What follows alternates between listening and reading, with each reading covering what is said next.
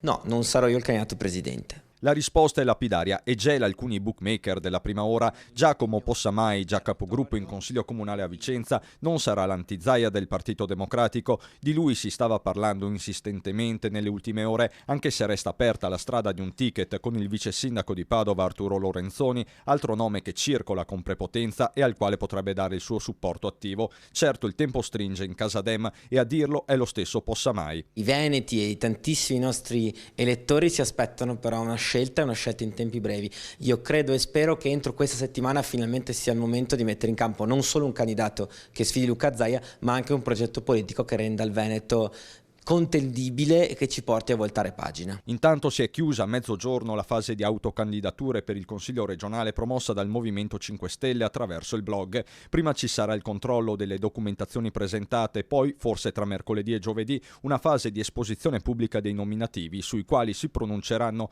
sia il Collegio dei Probiviri che il Comitato di Garanzia. Nell'ultima settimana di febbraio si procederà al voto sulla piattaforma Rousseau. Candidati consiglieri a parte, resta ovviamente ancora da capire se in Veneto ci sarà o meno un'alleanza con i Dem.